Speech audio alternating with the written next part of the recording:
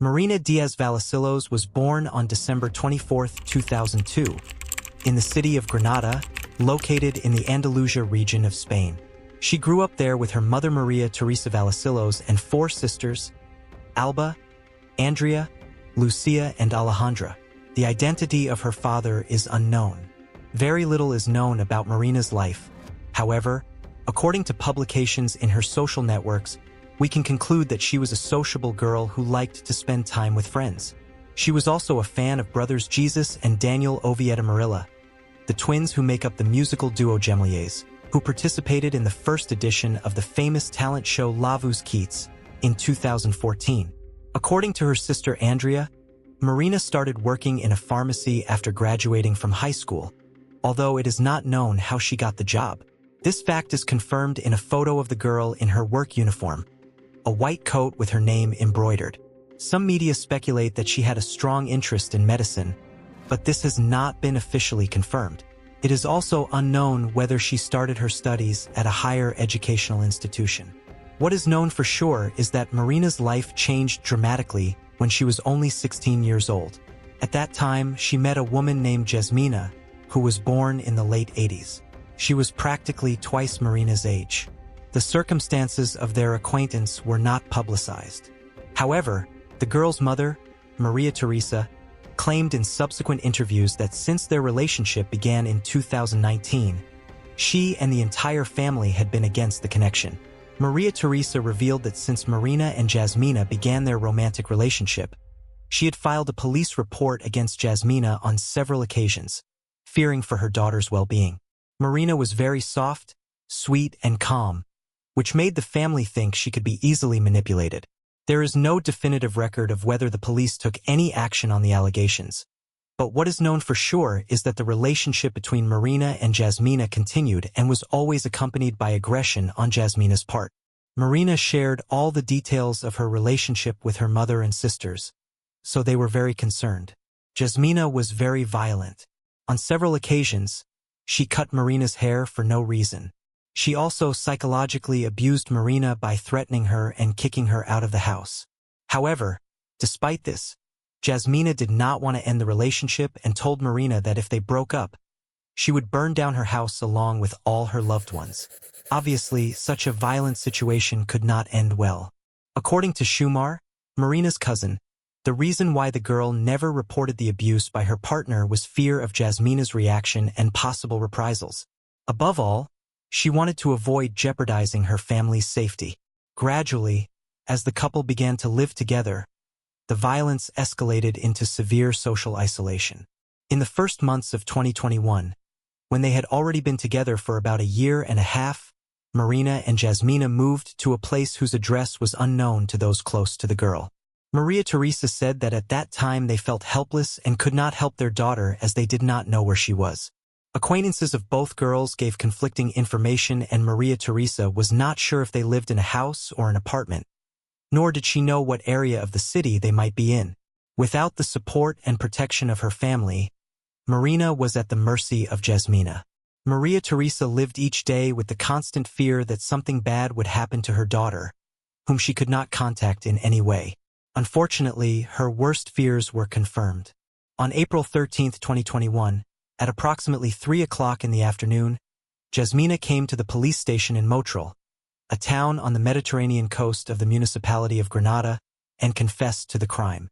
Jasmina said that the previous day, when she and Marina were in the house they were renting, a quarrel had started between them.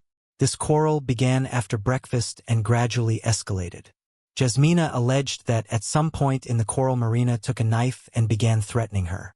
Allegedly, Marina said that after a year and a half she could no longer tolerate her, that she had been psychologically and physically abused during that time, and that she was going to leave her. Jasmina claimed that at that moment she thought Marina was going to attack her with a knife, so she took it away and attacked first. She also said that Marina started screaming and calling for help from the landlord of the apartment, who coincidentally was their neighbor. But before anyone could realize what was going on in the house, Jasmina threw Marina to the floor and proceeded to stab her. Realizing that she had killed her, instead of calling for help, Jasmina tried to cover up the crime. She wrapped the body in a sheet, took a shower, and thoroughly cleaned the entire house with cleaning products so that no one would realize what had happened.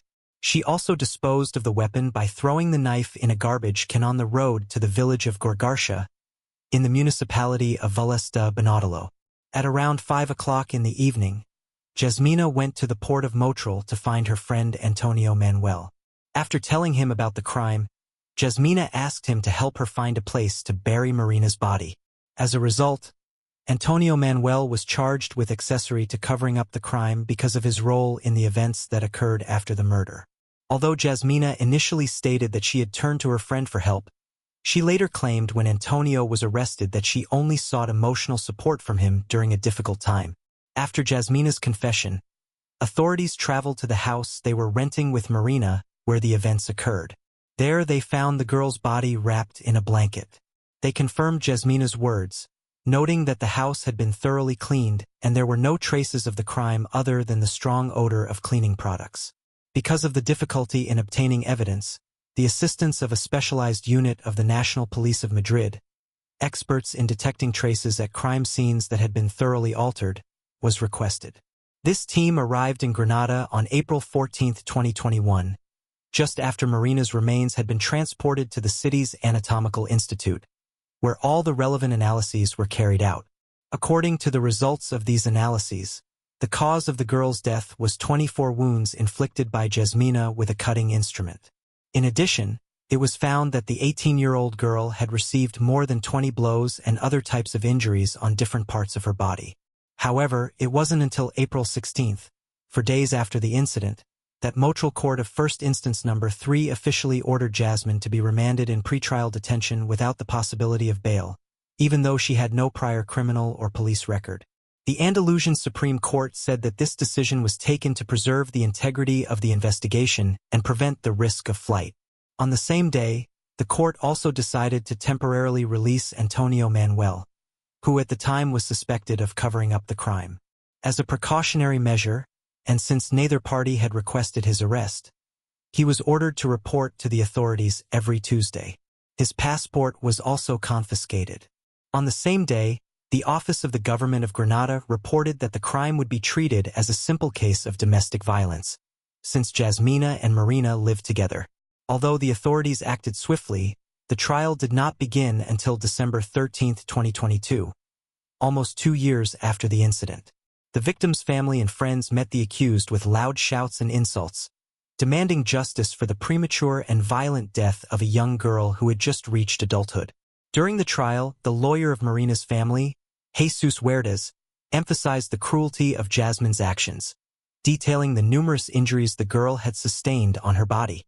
For this reason, the lawyer demanded, on behalf of his clients, that Jasmine be given a life sentence with the possibility of rehabilitation, based on Marina's vulnerabilities in their relationship.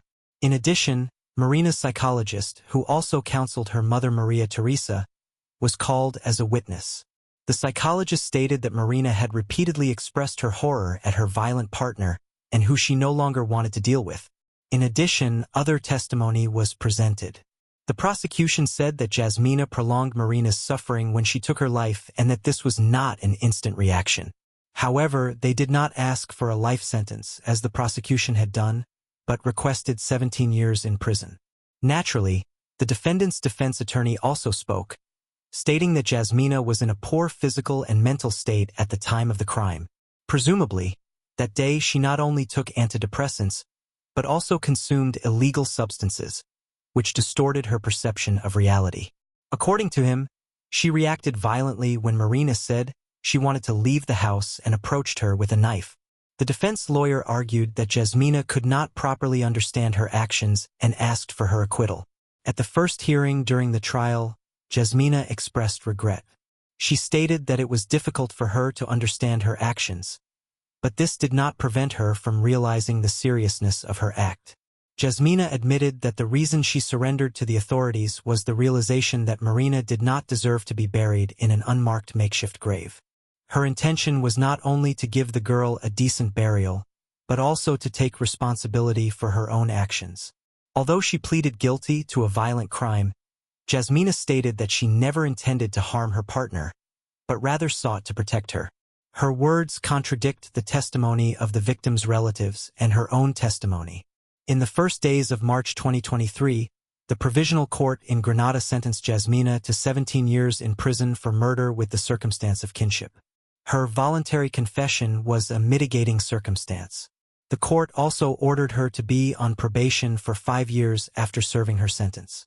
In addition to the prison term, Jasmina must fulfill a number of financial obligations and personal restrictions, such as paying compensation to Marina's mother in the amount of €75,000.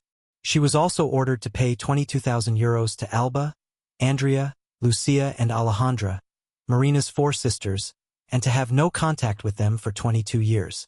For Antonio Manuel, who was initially accused of covering up the crime, the prosecutor's office proposed a sentence of 15 months in prison. However, because of his cognitive disability, judicial authorities decided to drop all charges against him.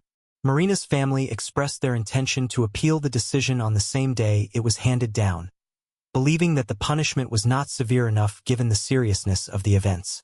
In their statements to the media, they emphasized the serious lack of support from Spanish legal institutions.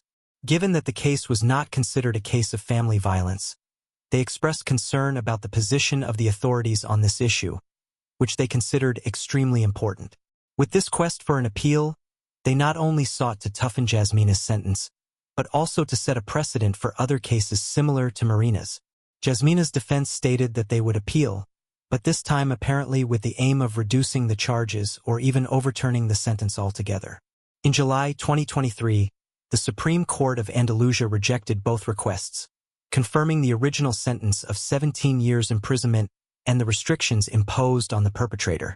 They confirmed that the sentence was adequate and justified according to the facts proven during the trial. Speaking to the press, Maria Teresa spoke about the difficult time she and her 4 daughters had to endure because of Marina's tragic death. She also complained that despite the numerous complaints she had filed herself, the authorities never applied the defense protocol.